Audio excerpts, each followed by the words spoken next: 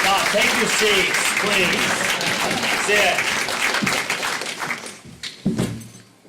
Right on time. Tiki time. Awesome. Well, thank you everyone. Mahalo mucho. Aloha and howdy. And welcome to the second annual Tiki-themed panel here at Dragon Con. We hope to make it a tradition. Got a great crew here. My name is Mike Gordon. I'm a podcaster. I am a host of the weekly Earth Station 1 podcast. I'm also a comic creator and writer. My comic Tiki Zombie has been going for a little over 5 years now. Thank you. Keep the applause down. But we are here to talk all about Tiki and art, the art of the Tiki, in fact. And we've got a great panel here. I guess we'll start all the way at the end of the table. Okay. Yes, this is your first year at Dragon Con, correct? That's right. First year at Dragon Con. Right, yeah. Mr. Robert Jimenez. Up here from Fort Lauderdale. Cool. Yes. And then, of course, we have, this is his second panel, repeat. He was on the panel last year, Jonathan Chaffin from Horror and Clay. Making his grand return to Dragon Con, Shag. And, of course, our hometown hero, Derek Yaniger.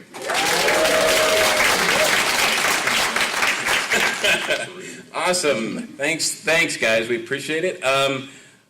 As speaking of Dragon Con, so, Robert, we know this is your first. Jonathan, how many Dragon Cons have you had now? 19. 19. Get out. 19. How old are you? I know, that's what I was saying. I'll be 40. No, I started volunteering as a teenager. And Shag, you've done this before, right? This is my second Dragon Con. Second. Awesome. We're glad to have you I back. do it about once a decade. Awesome. Derek? 8, 9? I lost count. I have been coming to Dragon Con since 1994. I have not missed a Dragon Con since 1994. So. Nerd. That's me. This is my home. This is my highlight, and this is the highlight of the weekend. So great job.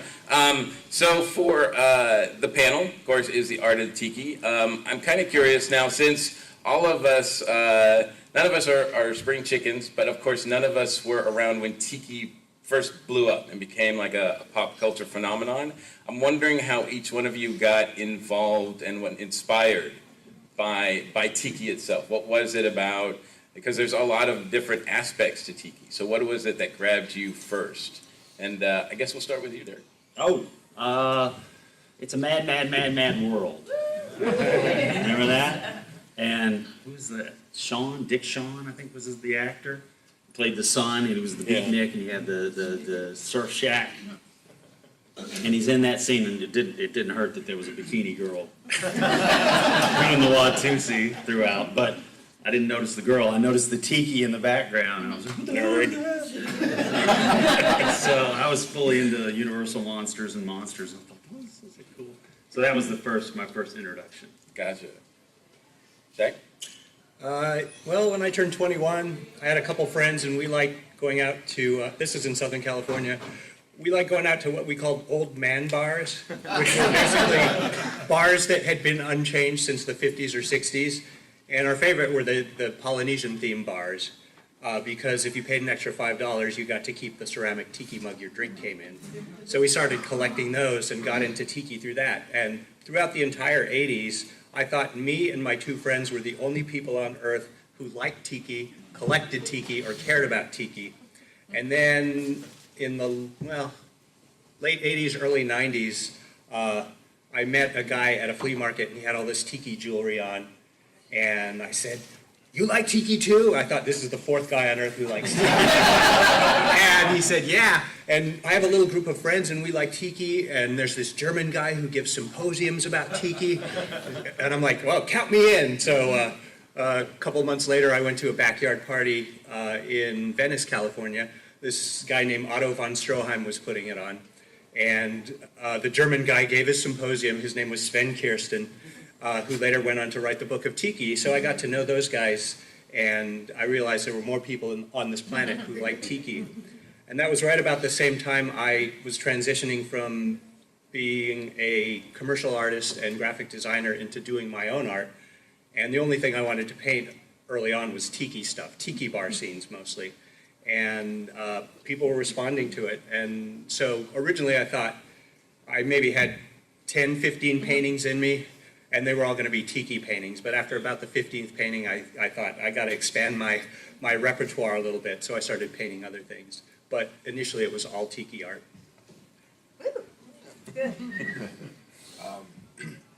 I'm another one that watched a lot of TV as a kid, and watched a lot of Nick at Night, a lot of old, and a lot of the shows all had like the tropical episode, the beach episode, or the bar episode, and there were always the carved tikis, and you'd see there were always fish out of water stories. The Munsters have cocktails or what have you, and I love the set design.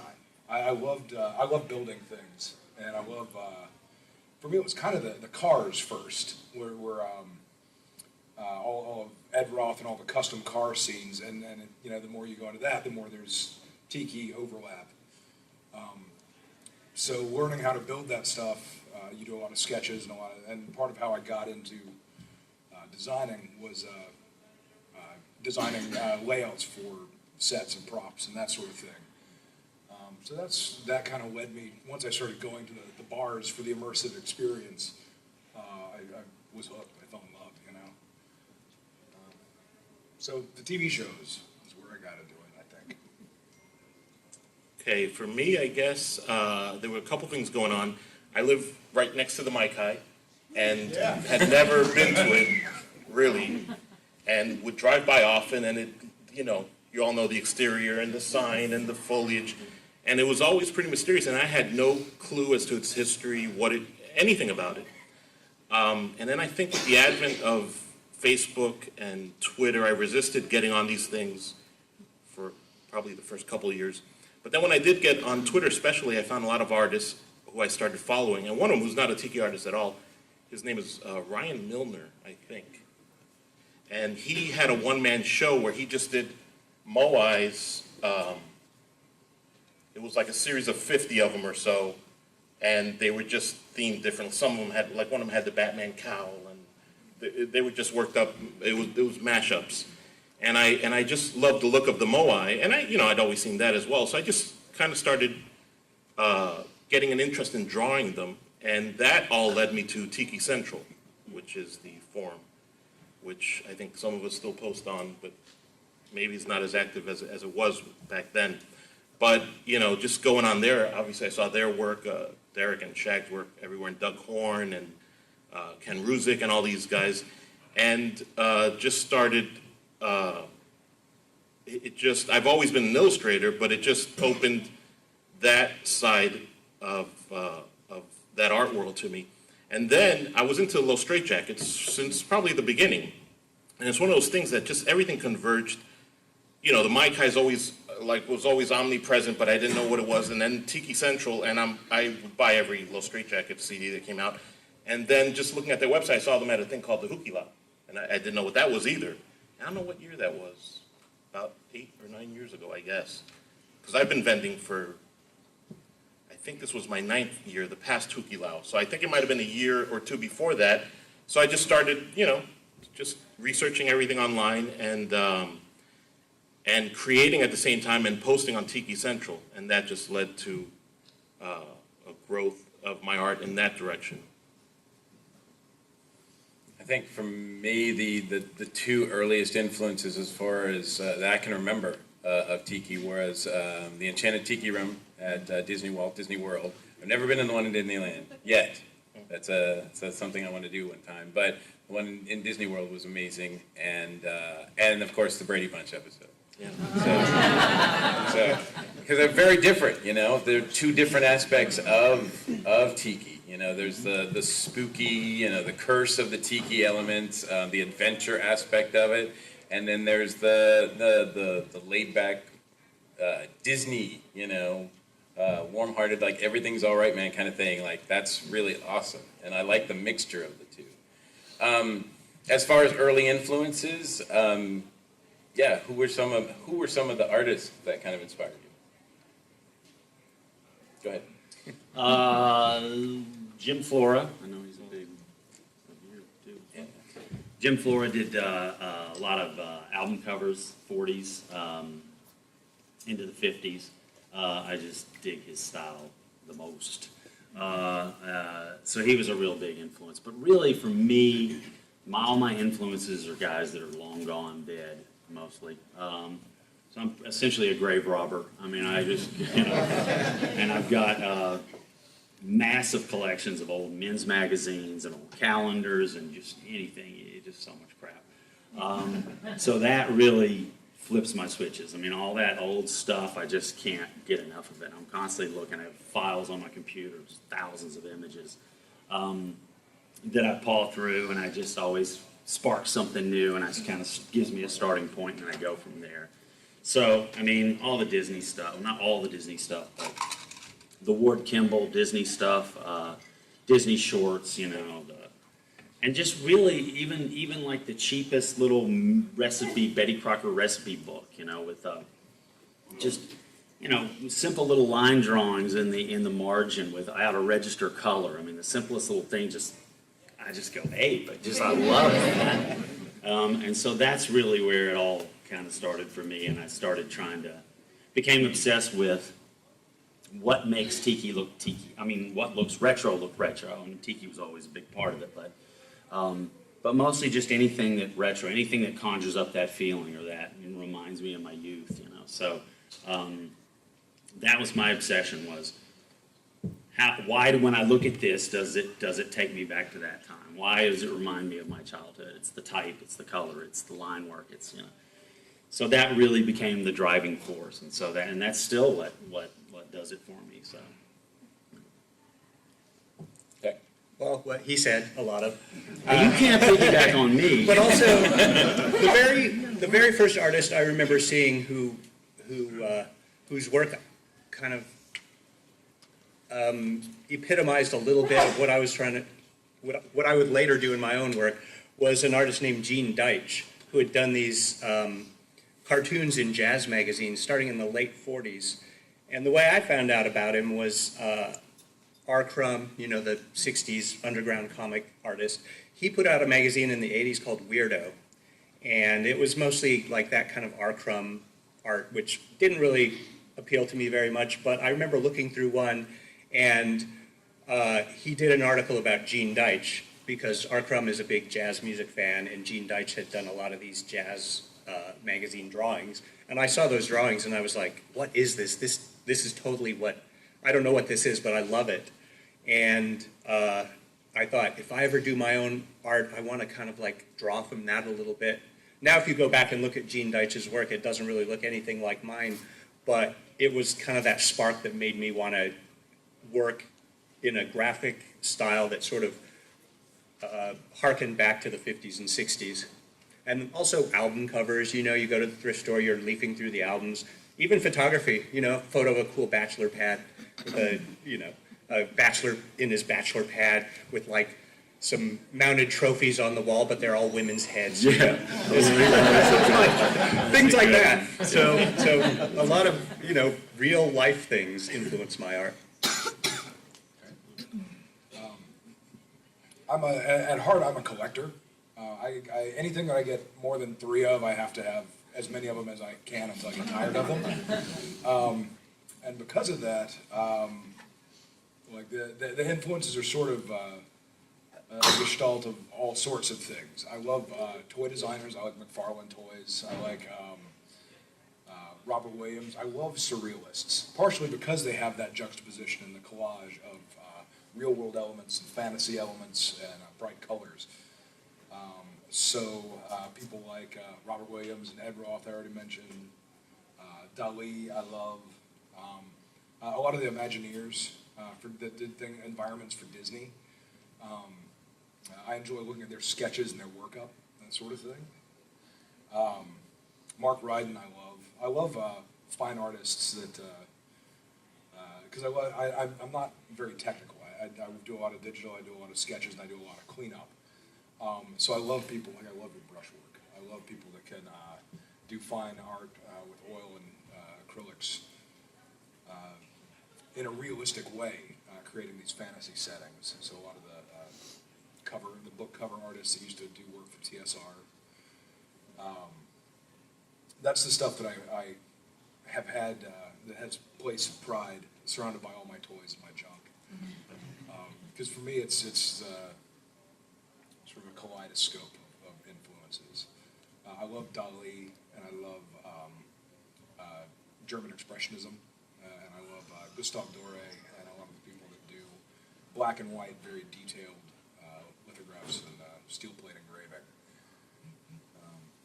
So really, it all kind of mashes up. So I have trouble picking names. Sure. You're talking about Dolly Parton? Exactly. Yeah, yes. Yeah, I love her mustache.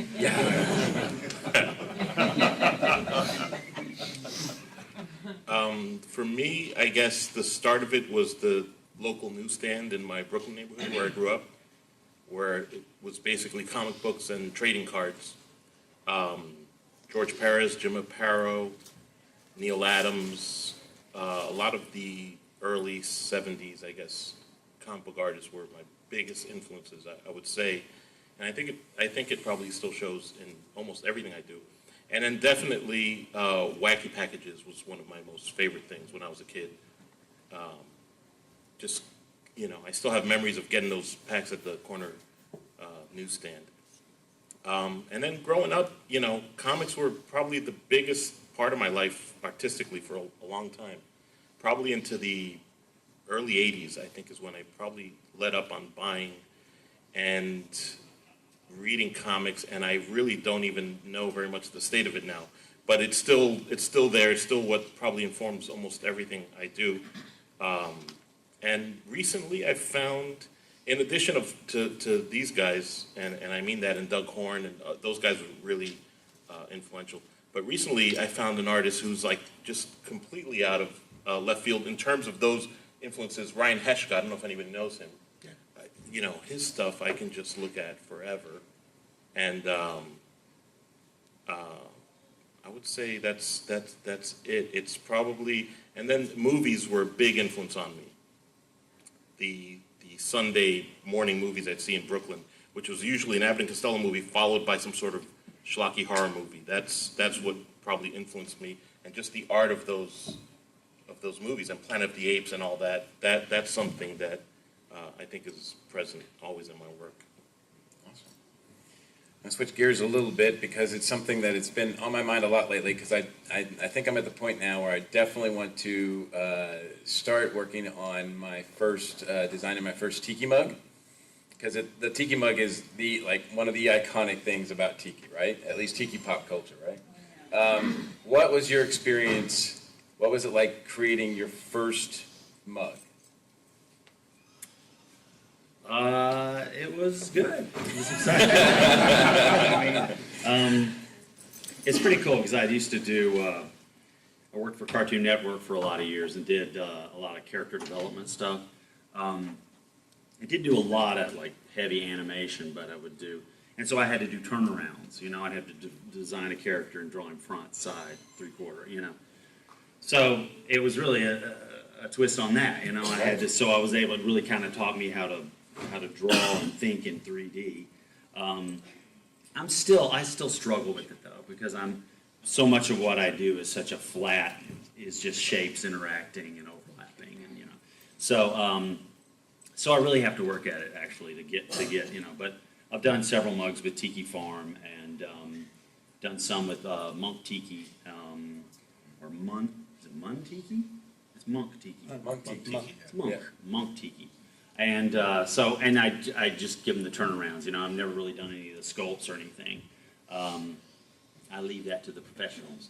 But yeah, so it's really kind of fun to think in 3D and to think what you can do and to take something and wrap it. It's pretty cool. And when you get that first mug, when you get that delivered and you see your art in 3D, it's a gas. I mean, it's really, really cool. Yeah. So.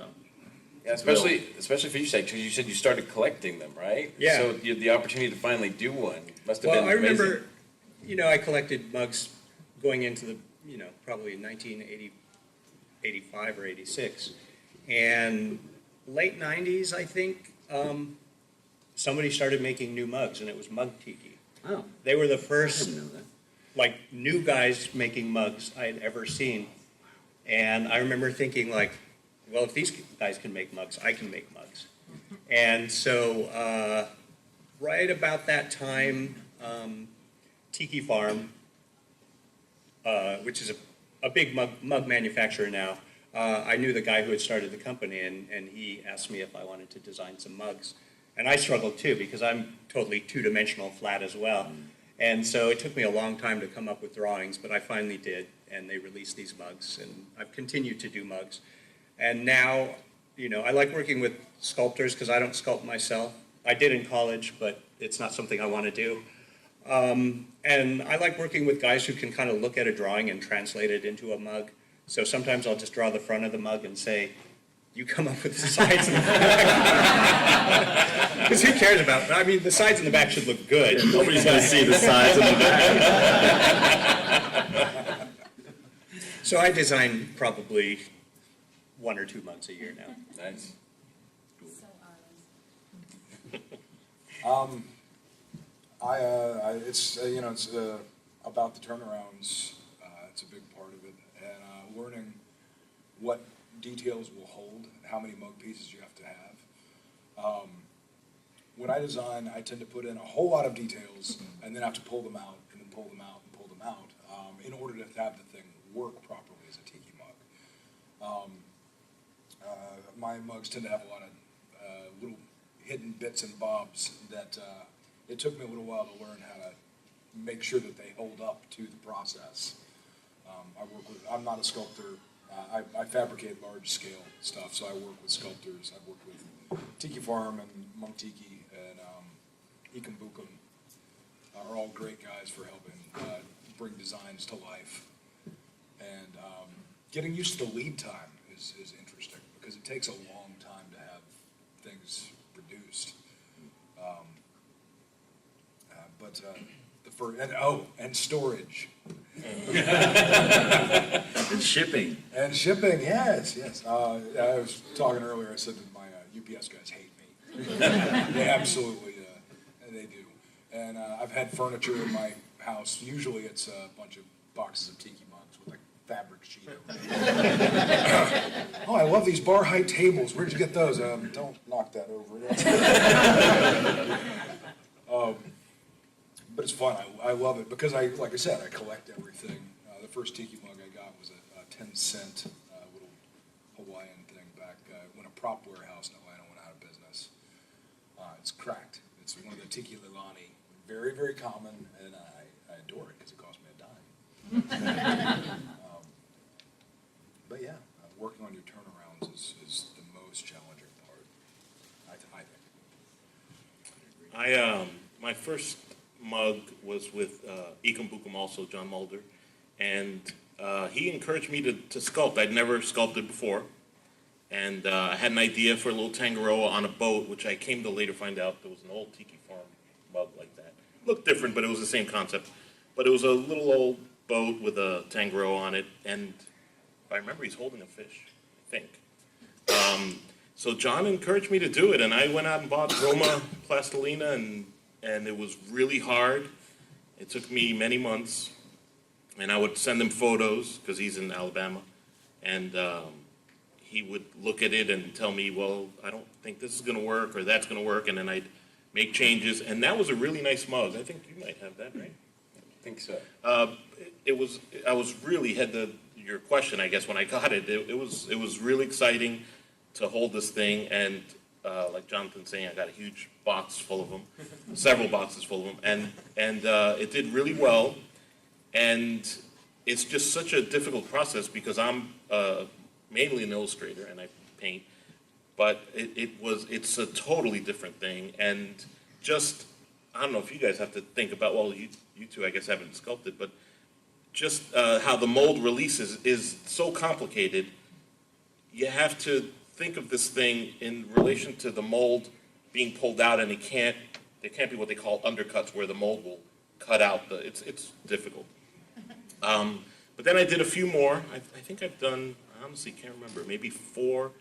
I was doing this Marquesan styled mug, and I just could not get the mold right.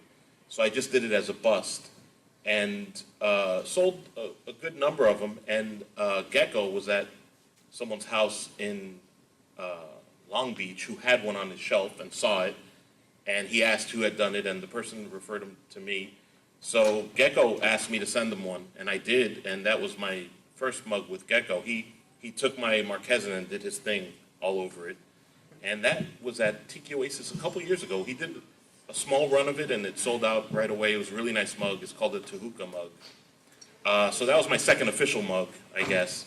And I've done a few on my own with a local artist in Florida, a little barrel mug, and I am always asked to do another, but the sculpting is so daunting that I haven't approached it yet, but I do have a few ideas. Definitely want to do a chimp at some point. Chipmunk. Oh, yes. Oh, yeah. Cool. Well, now I want to open it up to you guys, because I know you guys have questions. So, yes? Could each of you kind of talk about your day and the hours that you keep and sort of your process?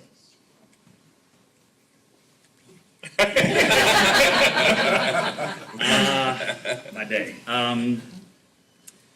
Thankfully, this is all I do. Freelance. I mean, I've been freelance even when I was doing Marvel and I was doing Cartoon Network.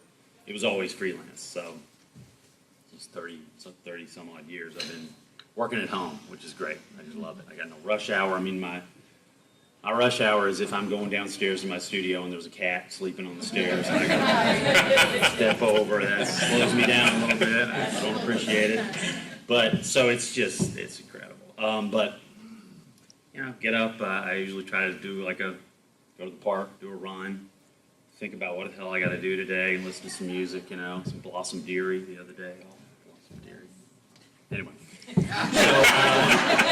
this is off topic, I guess. So, but that's it, and then, you know, have my coffee, you know, and then so 10 a.m. or so I start, and I jump from thing to thing. I work on, usually juggling several things, you know, a day. So I'll paint a little bit if I'm working on a painting, or I'll work on a sketch for if I'm doing a LP cover for somebody or a logo or whatever. What percentage is digital versus physical? Well, I prefer to do as much as humanly possible by hand. Digital is, I find, cold. I want some warmth. I mean, I want, at the very least, and most clients want digital. You know, you're going to want digital if it's going to go on a T-shirt or a screen print, or, you know. So at some point, it has to, you know, be digitized in some way. But I do all my line work by hand, my, you know, black line work, and I do this real kind of drink too much coffee, scratchy line thing, you know. So I do as much as I can and scan it in and add color and stuff. But it's probably half and half. It's probably more digital than I would like. My favorite thing is painting. Do paintings, acrylic on wood, and that I really love because it's, you know, and I love the feel of my hand on the paper. I don't use one of those the tablets. And the people, I don't know how anybody does that. I like to have that dirt, that graphite all over my hand at the end of the day. You know? So that's really, you know, what I do. But so I juggle and then, you know, work till, you know, 6 or 7, make my cocktail, and clock out. You know, I don't work nights. And then yeah, that's what I do pretty much. You know. So, does that answer your question? Can I ask 2 questions? Sure. Okay, my first one is, when you're illustrating, when you're starting your paintings, or do you start with the background first and then add the people? And then my next one is, I'm old enough to remember the 60s, but why do you think it's making such a resurgence now with the youth? Just wondering. I love it, but I don't know why. Shag, what about the background question? I start with the background. Yeah. When I'm doing a painting, the first thing I paint is kind of the overall color that painting's going to be. So like, basically the entire, I paint on wood panels mostly. I'll paint it orange and then build up from that. So the things farthest in the back, like the mountains in the background, I'll paint those first, and then some palm trees in front of that, and then it works its way up until the last thing I paint is usually the biggest person in the painting because they're closest to the viewer. So it's almost like animating, where they start with the backgrounds and work their way up. It's like layers in its most natural form. Yeah. Thank yeah. you. It would be weird to me to start off painting the person in the front and then trying to paint around them to paint the background. I got you. Thank you. I think in a fully two-dimensional way. So I don't really do that. I mean, I really have great respect for the artists who can put a canvas, on an easel and just go. There's no freaking way. I'm much more like the Ford factory. I'm very, I go through my steps. I work out. I want everything worked out before I even mix up any paints. I want all my color figured out and worked out. I want to know exactly what I'm going to do. So yeah, I mean, I do like you don't do. I mean, I start with whatever and then I paint around it, But I do that where I figure out what is the overall color, what background color. I usually figure that out first and then go from there. Thank you. Robert? Which question? The background. I am not really formally trained in any way, so a lot of what I've picked up has been from a few books and YouTube videos and fellow artist friends. So I used to kind of do, I guess what Derek was saying, you can understand. I used to kind of just go in and work, and that causes you to have to rework many areas many times. But I've been trying to get a little more disciplined, and I think it's shown a little bit, but I'm trying to start with a full drawing, as good a pencil drawing as I can start with. And then I go in and I do what's called an underpainting, which is it could be it's a monotone. It could be, let's say, like an amber, depending on what the final piece is going to be. It could be a purple. It could be something, and I just go in and try to do a monotone painting, more like an illustration, I guess, of the piece. And then if you do that and you do it well, and I don't know if I'm still quite there doing that well, because it takes patience, and you're redrawing this thing now for like the third time, because maybe you did a sketch or a drawing, then you transfer the drawing to your canvas, and I tend to work on wood as well. So you've drawn it 3 times, now you got to draw it again in paint, monotone, and then you come back in and you start overlaying the colors over this drawing. So it's kind of all there. But my style is, my strokes are fairly impressionistic and loose. So that is not so much of an issue. Whereas, of course, Shag and Derek have super sharp lines, and so that's not too much of an issue. But that's basically how I work. It's kind of all coming forward at the same time, and then you just leave the back a little desaturated, the foreground more saturated, because that's how it is. If you go out to the Grand Canyon, whatever peaks furthest away are grayed out. So you just start building up the color that way. As far as the second question, it's really interesting because as far as, it seems like a lot of people will come to me and they say, oh yeah, Tiki's in, or Tiki's out, or Tiki's in, or Tiki's out. Have any of you noticed any sort of pattern as to why at certain times it seems like Tiki is in? Is it a pop culture thing? Is it just... I don't think it's ever been in. We've got standing room only. But a dragon talk. No. I think to me, the way I look at it, having been there in 1990, 91, when it sort of like the actual resurgence began to manifest itself, it's kind of this slow climb, and then it kind of did like that, but I don't think it's ever gone down. You know, I've been going to Tiki Oasis in San Diego, which was originally in Palm Springs, since the beginning. You know, they just had their 17th year. And every year more people come. It's to the point now where the rooms sell out in like 5 minutes when they go on sale. And it's, you know, even the surrounding hotels are selling out. So in terms of that, you know, I think more and more people are getting into it. But I did a panel with Sven Kirsten and Otto von Stroheim. Sven wrote the book of Tiki, Otto established Tiki Oasis. And Sven said he's worried because the young people, they like the cocktails, but they don't care about the decor. You know, they're really into the vintage cocktails, but they could care less about the tikis and the bamboo. And he you know, the millennials, I see millennials here, you know, why are you here? They just want recipes. They're just here for recipes. But like I said, after about my 15th painting, I realized, you know, I can't just stay in the world of Tiki. You know, there's other things out there I want to paint, and I never wanted to be known as a Tiki artist specifically. The same way when I started working with Disney, I never wanted to be known as a Disney artist. So I always worked to make sure there was, you know, I concentrated on other things as well. Yeah. But, Yeah. you know, who's making $1 million off of Tiki? That's, Well, and that's, if you think about it, I mean, Moana did quite well. yeah. but yeah, like in my neighborhood, if people ask, oh, what do you do? You know, you're mowing the lawn or whatever, and they come out and ask, well, what do you do for a living? Or the new neighbors move in, you know. And well, I do retro art, retro culture, burlesque and Tiki, and they're like, I have no freaking idea what you're talking about. They probably think I'm selling crack or something.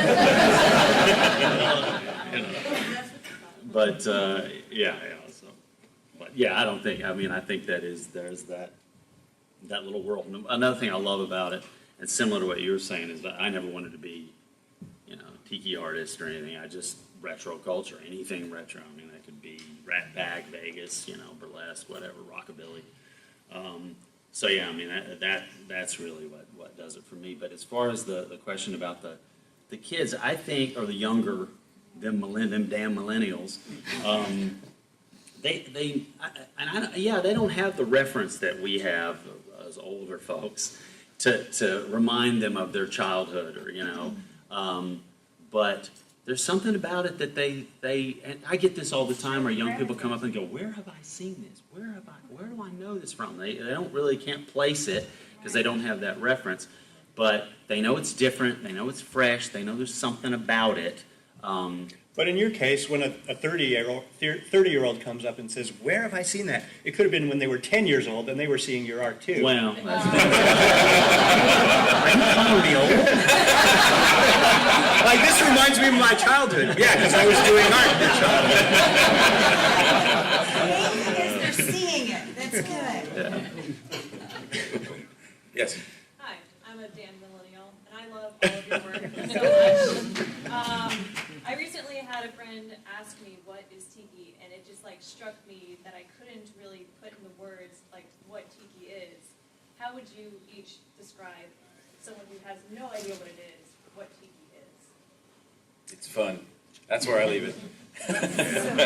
Well, it's based around, originally it's kind of a pop culture phenomenon based around tiki bars from the 50s and 60s. So when Don the Beachcomber and Trader Vic established their bars and they hired artists to do menus and other people to carve tikis, it developed this whole sort of pop culture language. And then, 25 years later, a bunch of artists and other people rediscovered this and took that same language to use in their art or their tiki mugs, or people were opening new bars.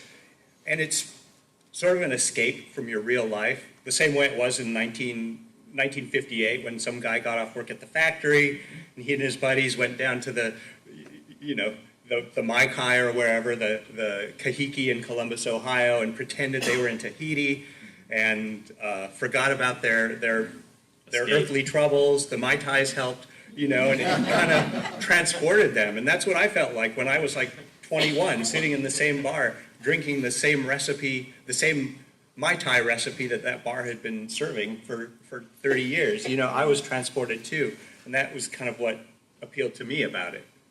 So actually the answer is I don't know what tiki is. We need to get Sven here. He can tell us. He'll tell us charts and he'll tell us exactly what tiki is. And what it isn't. Yeah. That's hilarious. Yeah, I mean, one of the things that I love about Tiki is that escapist element. And one thing that's I like to research as well is there were other types of theme bars at the time these guys started. That's why Tiki kind of grew out of nautical bars. But there were also like Spanish conquistador bars. There were also like Arabian, you know, the Fox Theater has a lot of Arabian theming going on. And part of why Tiki emerged are some of the other things that were the other cultural elements that were going on. The Pacific Theater, Hawaii becoming a state, the rise of certain advertising trends. And so the things that call back to that set of influences, for me, it's not just the tikis, but also the commercial art from that era, the escapist elements from that era, for me, always fit in the tiki bubble. But because we're now in the third or fourth iteration of generations discovering this stuff, you sort of have to, you know, are you talking about early tiki, or are you talking about revivalist tiki, or you're talking about like modern, like what does it all fit in? It depends on which circle in the Venn diagram you're looking at that answers the question, what is tiki? Like I can tell you what mid-century tiki is, and that's different from what probably tiki now is. And a lot of people will tell you, well, I know it's not tiki. And it's because you recognize what in your head fits in your collection. There's also an academic definition of what is mid-century tiki, and you can figure out what those tropes are and what that art is. For me, it's everything that kind of fits in the ball. It's I know all of those. It's definitely affected by region too. I live in South Florida, and if someone asks me and I say I do some of my art is tiki, they think of the tiki hut in backyards, which are everywhere. And typically I have to show them something more than, I mean, Shag and Jonathan had great explanations, but typically I show them, and when they see a coup or something like that, they'll say, oh, okay, I know what that is. But I think a lot of people don't wrap or can't wrap their heads around that there's an art world to that as well. Yes. I think in recent years, there's this discussion that's arisen about, I guess, what's called cultural appropriation. And I'm a little skeptical of balkanizing culture like that, but nevertheless, people debate about it. Is that something that the tiki art community has had to defend against, or is kind of Polynesian pop so far removed from the original South Pacific culture that the connection was severed long ago and we don't worry about that?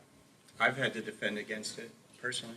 I had an exhibit at a university, and somebody on the faculty wrote a letter to the person who curated the exhibit, basically saying, "You're displaying all this art that's, you know, basically stolen the tribal gods of these actual indigenous cultures. Don't you think you should have had a parallel exhibit at the same time, you know, showing what those original idols and carvings were, you know, to sort of counterbalance this?" And I can't remember what I wrote back about it, but I basically said, what I do has, you know, is so far removed from the original context that there's nothing there. Like what, you know, say what a Hawaiian carved tiki originally represented, you know, the god Lono, you know. And what I do with that has nothing to do with the original, what it originally was, you know. And I have a teenage daughter, and she hates it when she sees white people with dreadlocks, because she says that's cultural appropriation. And, you know, she's at that age where, like, what they think is cultural appropriation versus what I think is cultural appropriation is different. So I'm like, so you don't listen to rock and roll either, huh?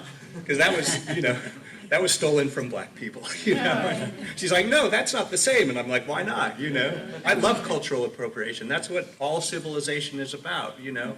The Romans stole things from the Greeks. The Europeans stole things from the Romans, and that's why we have this civilization. The more appropriation, stealing even, that cultures do from each other, the more interesting it is, and you take the good things from other cultures and you use them in your own, and it makes your culture better. So that's the way I feel about cultural appropriation. That's good. Yeah. Well said. Absolutely. What else? Yes. The popularity of the retro stuff and the Polynesian culture and all that seems all perfectly understandable. What I've never understood is the specific tiki idol thing itself being, they're always ugly, they always look very hostile and angry. Why the hell are those things popular, much less why do they remain popular? And Shag, to make clear, they definitely are. And I mean, you go to like a Dollar Tree store there and go to the party wear section and you find tiki tumblers and all kinds of colors. So it's out there, it's everywhere, but I never understood why. Can any of you explain? I think my tiki pennant is hurt by you called him ugly. Like, I have a theory, when the original Polynesian bars didn't have tikis, they just had bamboo and grass, palm fronds and things, and some pictures of hula girls. And then I think Trader Vic was the first one to put actual tikis in his bar. And I think people respond to faces and the human figure. It's something they can actually identify with or form a bond with. So like a whole wall covered in bamboo, that's just background decor. But once there was an actual god there looking at you, a carved wooden tiki head looking at you, and they do have a lot of different expressions, I mean, Easter Island heads they can look aloof or they can look really goofy, and I think that was the thing people responded to in those bars, and then they drew it on the menu too. And then you got your drink and it came out and there were these little faces looking at you, versus if it had come out in a coconut or something. Some of the drinks were served in coconuts, but there's not coconut culture. There's not a coconut panel, I think it's because it had a face, it had a face that was vaguely human. Eyes, teeth, a mouth, a nose. Yeah. Very good.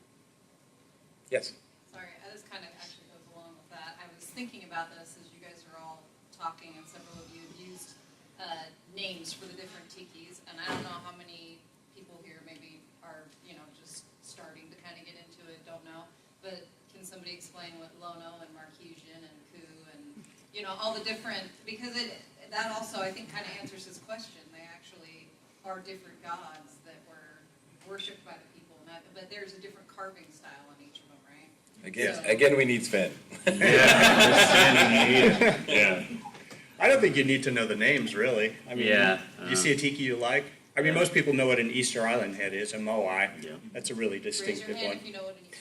Oh yeah.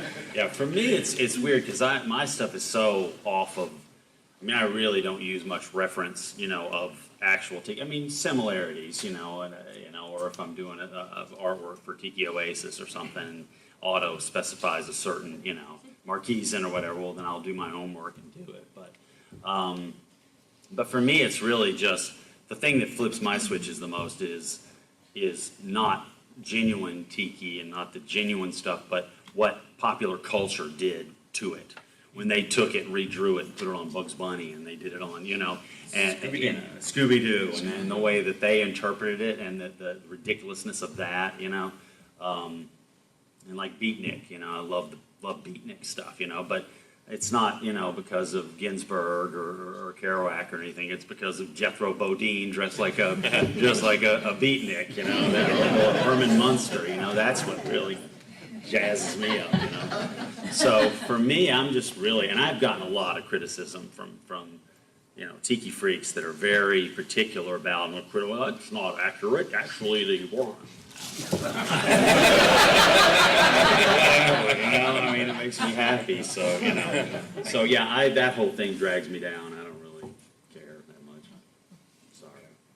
Drag it down there. I would say, just real quick, one of the things that will help you learn them if you're interested in learning them is there are maps of the South Pacific where they'll name the island groups and actually have like images of what they are. you know, like this is a Cook Island tiki. This is what this looks like. Here's where the moai are. Here's what the Hawaiian style looks like. Because in all these cases, you're talking about a bunch of folks on an island with rocks and trees, you know. So a lot of the difference is do we make the whole head? Do we make the body? And once you know what their sort of archetypes are, then what are they representing? What's the god represent? And you can pretty quickly pick up a shorthand for identifying different styles if you're into very literal carving styles. Boring. Thanks, Derek. Go ahead. Where do you see tiki art and culture going from here? Ooh. Trader Vic's. Come with us. First round. They're closed on Sunday. Yeah.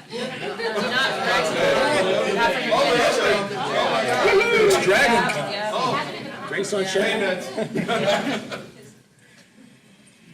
I have no idea. Yeah, I mean, it hasn't gone away. I thought it was going to go away, you know. Early 90s, I thought this is played out, you know. I'll put all my eggs in this basket. That seems like a wise thing to do. Yeah. But No, you know, it's it continues on. I think as long as you know, there's folks like yourself and the other artists out there, the musicians, the bars are still there. A lot of the old time bars and even some new ones. Artists will continue, creative people will continue to be inspired by them. So, and who knows what they'll bring to it. But did you have one? Well, culture cycles used to kind of be who's got money and who's dying and selling their stuff cheap. So you could track trends, 30s, 50s, 80s. There are commonalities there because the grandparents are dying off and all their stuff is for sale in the junk shop. So the youth can go buy it and pick it up for cheap. So that gets incorporated in the youth culture. And then there's the nostalgia of their parents going like, I remember this, and now I have money to buy it. But those trends in culture have all gotten mixed up since the internet. So now nothing goes away. You get a lot of recombinant stuff. And, eBay. eBay. Yeah, it's not like what you can find in your local junk shop. It's what do I want now, I think Weird Al Yankovic said their garage sales flying around in the post all the time, which is pretty fair. So you can't really, I don't think you can say what it's going to do next because it's going to be whatever hits. You said something about Tiki Oasis. Is there other festivals and fun things like that? Like I know there's Modernism Week, but it's hard to find those. There's Hukilau in Florida, which I think is Okay. the second biggest sort of tiki festival. Ohana by the lake. Ohana in upstate New York. Okay, cool. A couple of them in Palm Springs. Is Modernism Week, do they do Tiki? They're usually tiki-related events. Okay. No, they're always tiki-related events for Okay. Modernism Week, actually, because there are 3 tiki bars in Palm Springs. I think that has the highest per capita number of tiki bars versus the population of anywhere on Earth. Cool. There are a ton in San Francisco area, and there are a ton in Chicago. Too. I don't think Chicago's the weirdest one, but there's quite a few number of them in Chicago. A lot of good ones too. There's a Tiki Con in Portland. Yeah, Yes. Yeah. And if you're in Atlanta, Trader Vic's we have almost a monthly Tiki seminar there where we have between Ram and Exotica Music and some of the artists here have been presented there, so keep a lookout on your Trader Vic site for that too. Cool, thanks. Yes. Go ahead. For Shag, when you worked for Disney, did they give you free reign or a tight leash? They give me pretty free reign. The very first thing I did for Disney, which was 15 years ago, was I did artwork and designed merchandise for the 40th anniversary of the Enchanted Tiki Room, which is actually not owned by Disney, it's owned by the Disney family themselves. So they said, every piece of art you do, we're gonna have to run by Roy Disney. I'm like, Roy Disney's gonna look at my art? So the first image I did, is this family in the Enchanted Tiki Room, and one of the kids was like, yeah.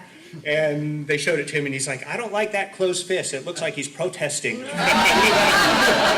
had to make his hand like that, So that's kind of the direction I've gotten from Disney. I was going to do artwork for the Pirates of the Caribbean attraction, and they said, no guns and no swords. And I was like, I can't do that. You got to go back. The lawyers say no guns and no swords, and I'm like, that's impossible. You have to go back and like push for guns and swords. So they went back. They came back and they said, yeah, you can do guns and swords. So.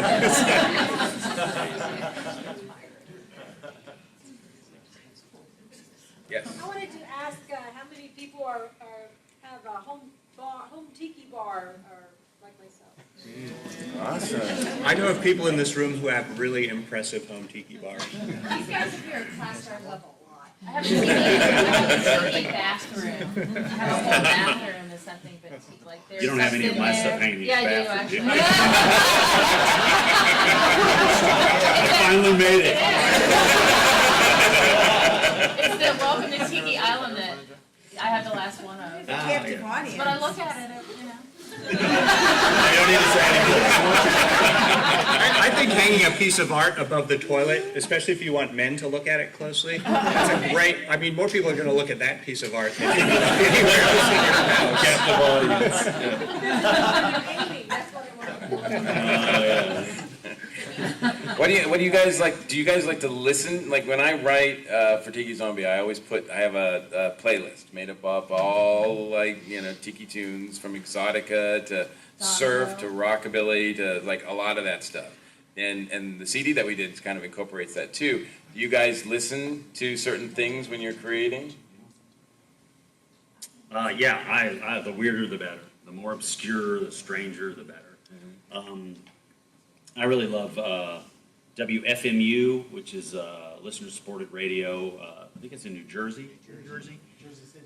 There's a show called Fool's Paradise, and it is the worst garbage, the silliest crap you've ever had. I mean, the most ridiculous, horrible, and I just love it. It's the musical version of my artwork, really. The ridiculousness of it. So that's pretty much what I listen to. That or jazz or rockabilly, or and I go, and then exotica. So I mix it up. But yeah, there's always music going when I'm doing what I do. Jack, you listen? I go through stages. Sometimes it's music. Sometimes it's the kind of music you'd expect to be playing in one of my paintings. Old soundtrack music or old exotica.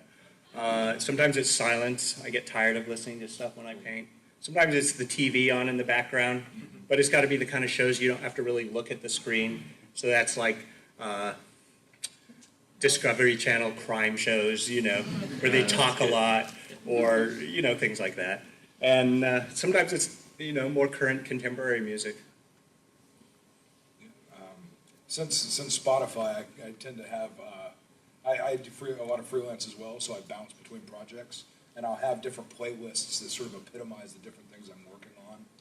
So it's like, oh, okay, and then I've got like Packing Boxes music, which is old heavy metal. So it's like, all right, we're gonna crank up some Guns N' Roses now and get out the tape gun. A lot of movies that I've already seen a lot. There'll be a lot of Princess Bride and stuff that I can watch in my head if I think about it, but not be distracted by it because I know it.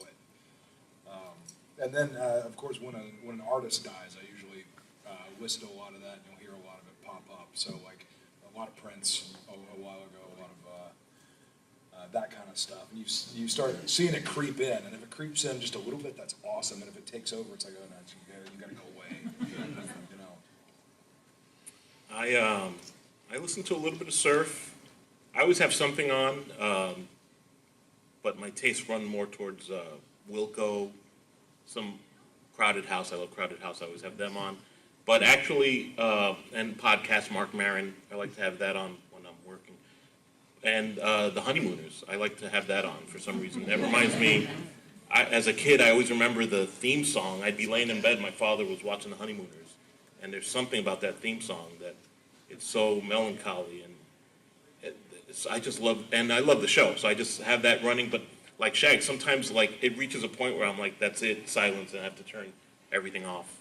Usually after about an hour or so. Well, it's been an hour or so, and now we have to turn this off, I'm afraid. Hey, like that?